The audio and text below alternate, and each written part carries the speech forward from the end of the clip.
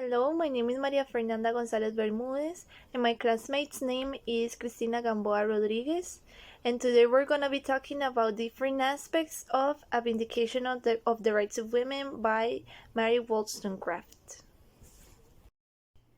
Firstly, we're going to talk a little bit about the life of Mary Wollstonecraft. When it comes to early life, she was born April 27, 1759 in London, England, and she was the daughter of farmers, one being a very submissive mother and a father who was an alcoholic.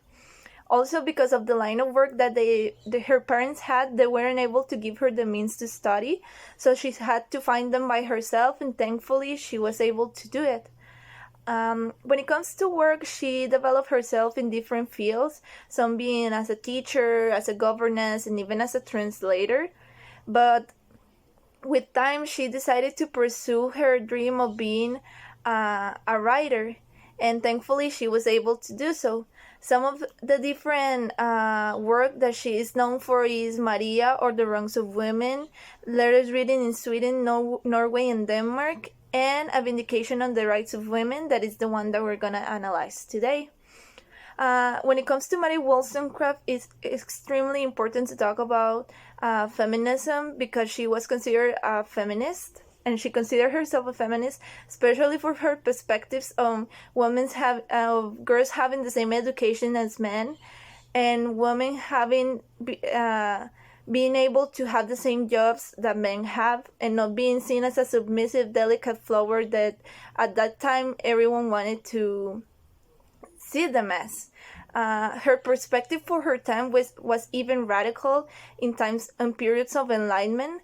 So she joined a group that is now best known as the Radical Enlightenment, because of her perspective of equality between genders. And when it comes to family, she was married twice. Once to Gilbert Inlay, where she had a daughter called Fanny, and secondly to William Godwin, where she had another daughter. This daughter is best known as Mary Shelley, because she wrote the famous book called Frankenstein. Finally, Mary Wollstonecraft sadly died on September 10, 1797, because of a sepsis, 11 days after having her daughter. The characteristics of the Romanticism, which is the literary period that A Vindication of the Rights of Woman by Mary Wollstonecraft corresponds are: in the first place, according to Renee Welleck, the concept of Romanticism in literary history is that the Romantic movement could be identified by three criteria. They are imagination for the view of the poetry, nature for the view of the word, and symbol and myth for poetic style. Secondly, Hegel asserts that imagination, subjectivity, nature, and individual genius were the key traits of Romantic literature.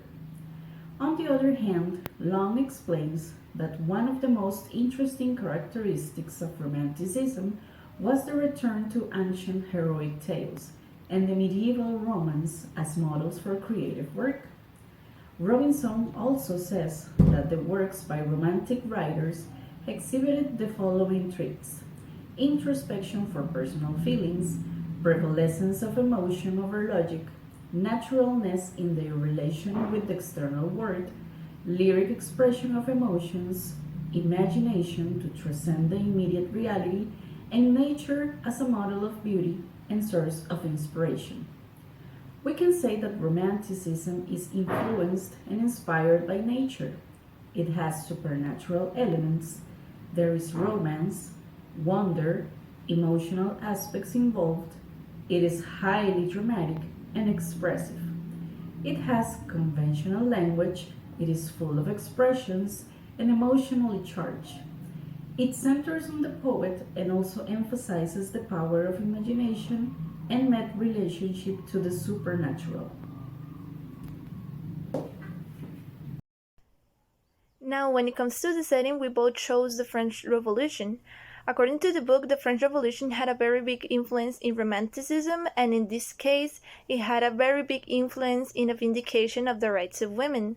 Mary Wollstonecraft wrote this piece of work 3 years into the French Revolution, and in this period of time, there were a lot of feelings and values related to progress, change, independence, and hope that motivated the way of thinking and the ideas that she had, especially because she had a very strong perspective when it came to gender equality and have very strong beliefs when it came to men and women having the same rights when it came to work and education, which is reflected in her work.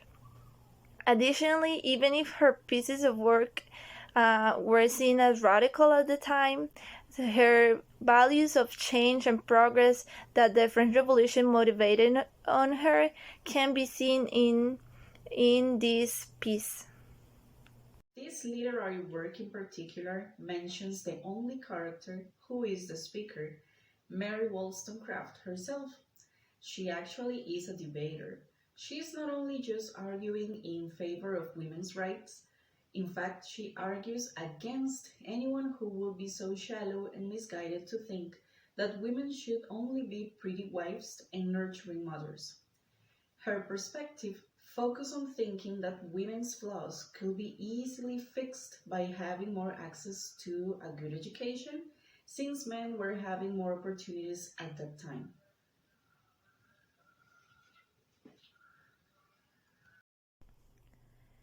When it comes to the theme, we both decided to talk about the gender inequality, especially because it's a topic that she talks a lot about in this piece of writing.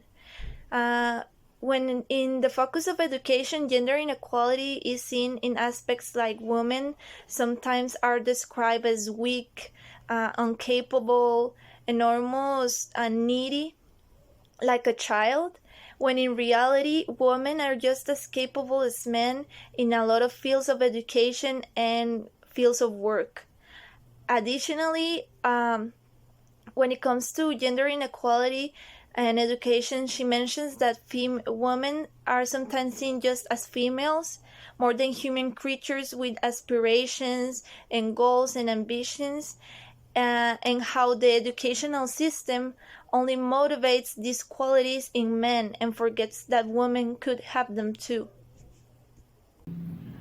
Wollstonecraft makes reference that while men are prepared for professions, women have no other sheen to sharpen their faculties, and in fact, they are encouraged throughout their lives to be ever anxious about secondary things instead of being occupied by duties.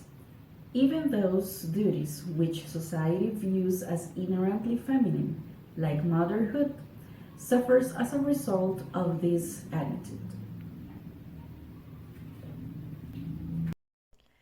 And that concludes our presentation. Thank you very much.